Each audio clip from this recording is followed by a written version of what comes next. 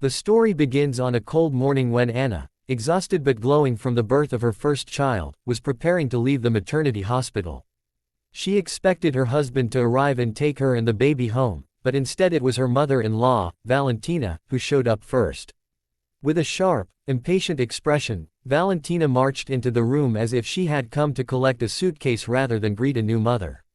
She didn't congratulate Anna, didn't look at the baby, and didn't even ask how she felt. Instead, she launched straight into complaints, about the hospital, about the timing, about the supposed inconvenience Anna had caused the entire family. Her voice echoed through the corridor as she insisted they leave immediately. Anna, weak and still recovering, tried to remain calm, but each cold word felt like another slap. She held her newborn tightly, unsure if she should argue or simply endure the humiliation for the sake of peace. As they walked toward the exit, Valentina's irritation grew more visible. She muttered about schedules, about how she had better things to do, and about how young mothers today were too soft and too dramatic. Anna's heart sank. She had hoped the birth of her child might soften the strained relationship, but instead it was as if the walls had grown even thicker. Outside, the wind was harsh, and Anna struggled to adjust the baby's blanket. Valentina snapped at her again, saying she was doing it wrong and wasting time. Every moment felt heavier than the last. Anna contemplated calling her husband, but she didn't want to start a fight. She simply swallowed her pride and followed Valentina toward the car. Just as they reached the entrance steps, a voice called out behind them, calm, steady, and unmistakably authoritative. Both women turned, and Valentina's entire posture froze. Standing there was someone she least expected, a respected family friend and a longtime mentor to Valentina's late husband, a man she deeply admired and feared disappointing. He had come to congratulate the new parents, and when he saw the tension on Anna's face, his expression shifted. Without raising his voice, he asked Valentina why she was rushing the young mother out in such a state. His gaze was firm, penetrating, the kind that made excuses impossible. Valentina opened her mouth to speak, but no sound came out. The confidence she wielded just moments before dissolved instantly. He stepped closer to Anna, congratulated her warmly, and gently took the baby carrier to give her a moment of rest. He praised her strength and told her she deserved kindness, not pressure. Then he turned back to Valentina, delivering a quiet but cutting reminder that respect begins at home, and that a grandmother's role is to support, not command. Witnessing the criticism from someone she held in such high regard left Valentina speechless. Her cheeks turned pale, then flushed with embarrassment.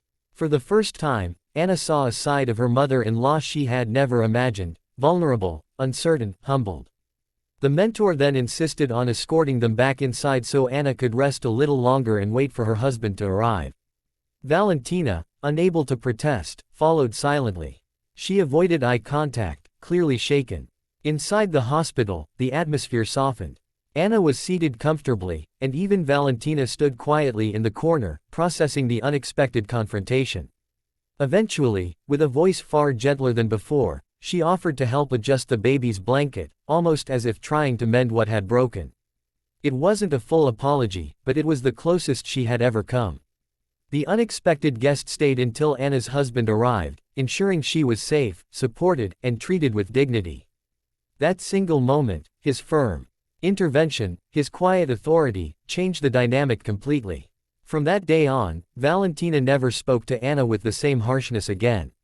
And though their relationship remained complicated, the memory of that morning stayed with both women, reminding them that a single voice, arriving at the right time, can shift an entire story. From the moment Anna learned she was pregnant, she knew her relationship with her mother-in-law, Valentina, would face new challenges. Valentina had always been direct, strict, and convinced that only her methods were correct. Throughout the pregnancy she offered advice that sounded more like orders, and criticism disguised as concern. Anna tried to ignore it, focusing instead on the tiny life growing inside her. But after the birth, when she was still fragile, sore, emotional, and overwhelmed with love for her newborn, Valentina's impatience became almost unbearable. The day Anna was discharged from the maternity hospital should have been a quiet, joyful transition home. Instead, it began with tension the moment Valentina stormed into the room with her usual air of authority. She barely glanced at the baby, as though a newborn was simply an item on a checklist.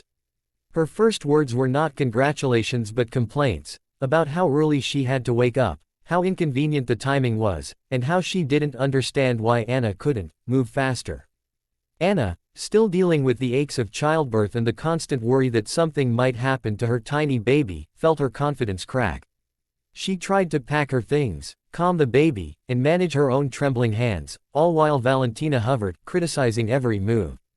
The nurses noticed the tension, exchanging sympathetic glances, but they said nothing. They knew this wasn't their battle. As they finally walked down the corridor toward the exit, Valentina continued lecturing Anna about how she must raise the baby, how she must feed the baby, and even how she should behave as a mother. Each step felt heavier than the previous one. Anna wondered whether she had made a mistake by not insisting her husband come instead. The cold air outside struck her like a slap, and she struggled to shield her baby from the gusts. Instead of offering help, Valentina scolded her again, saying she should have been prepared. Anna felt tears sting her eyes but blinked them away. She didn't want to appear weak. When they reached the hospital entrance, everything changed. A man approached them briskly, and Valentina's expression shifted instantly. It was Yuri Stepanovich, a well-respected former colleague of her late husband. Valentina admired him almost reverently. He greeted them warmly, congratulating Anna with sincerity that made her throat tighten. He immediately noticed the tension and looked at Valentina with a calm, piercing gaze. Without raising his voice, he asked why she was rushing the exhausted new mother and why she wasn't offering support. Valentina tried to respond, but nothing came out. She looked as if someone had unplugged her power. Seeing Anna's discomfort, Yuri gently took the baby carrier from her, offering her a moment to breathe. He told her she was doing wonderfully and that she deserved rest, not pressure. The sincerity in his voice made her feel seen for the first time that day.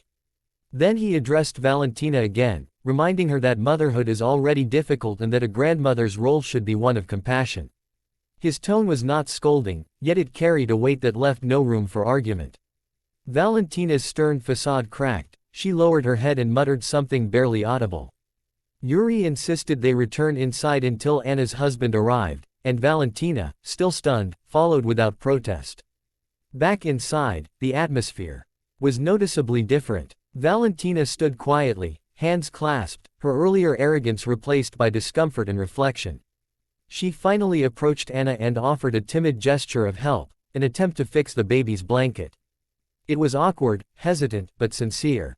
For the first time, she behaved gently. When Anna's husband arrived, he found a completely different scene from the one he expected. Yuri praised Anna again before leaving, and Valentina, still humbled, spoke more softly than she had in months. That unexpected intervention didn't erase all the past tension, but it changed the foundation of their relationship. From that day forward, Valentina thought twice before raising her voice. And Anna never forgot the moment a single unexpected guest restored her dignity when she needed it most. The day Anna was scheduled to leave the maternity hospital began with a fragile mix of excitement and exhaustion. She had barely slept, still adjusting to the rhythm of her newborn son, his tiny breaths, his sudden cries, his delicate warmth resting on her chest. She imagined her husband walking through the door with flowers, smiling with pride as he held their child for the first time outside the hospital walls. Instead, the door swung open sharply, and in walked Valentina, her mother-in-law, with the same commanding presence she carried into every room. Her heels clicked loudly on the floor, her lips tightened disapprovingly at the sight of the unorganized bags and Anna's tired expression. There was no greeting, no congratulations, no small moment of tenderness. Just a clipped, irritated remark urging Anna to get ready faster because she didn't have all day. Anna felt her stomach sink. She knew Valentina was strict, but she had hoped that the arrival of her grandson would soften her edges. Instead, Valentina hovered like an impatient supervisor, correcting the way Anna held the baby, questioning the clothes she put on him, and complaining about the mess in the room. The nurses pretended not to notice, though Anna could feel their sympathetic glances. She tried to breathe calmly, reminding herself that soon she would be home, where things might finally feel normal. But every minute in Valentina's presence chipped away at that hope. When they reached the hallway, Valentina's criticism only grew sharper. She lectured Anna about responsibility, about discipline, about how she had raised 2 children without all this fuss. Anna, already overwhelmed, felt her eyes sting with tears as she tried to balance her bag and the baby carrier. The cold draft from the entrance made the baby whimper, and Anna hurried to adjust the blanket. Instead of helping, Valentina scolded her again, loudly enough that a couple nearby turned to look. Anna swallowed the humiliation, focusing on her baby's tiny face and telling herself that motherhood was not supposed to start with shame. Just when it felt like the day could not get any worse, a familiar, calm voice rose behind them. They turned to see Yuri Stepanovich, a distinguished man in his late 60s, someone who had been a mentor and friend to Valentina's late husband. His presence alone commanded respect.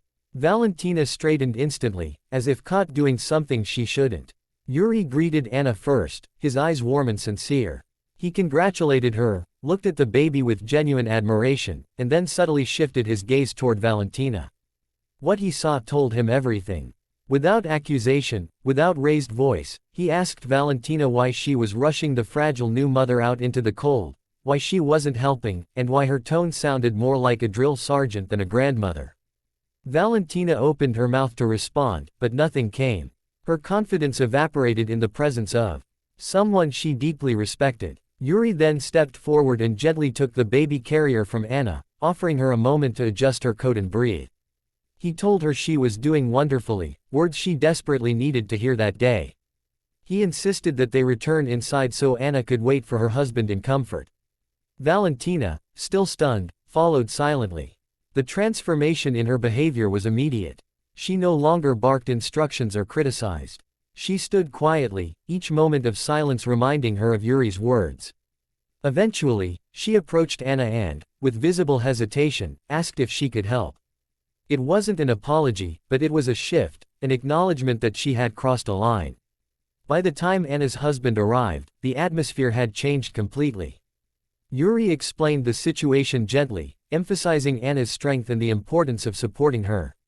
Valentina remained quiet, humbled in a way Anna had never seen. The unexpected intervention left a lasting mark. From that moment on, Valentina's harshness softened, not completely, but noticeably. And Anna, holding her baby close, felt a quiet gratitude for the unexpected guest who had given her dignity back at the moment she needed it most.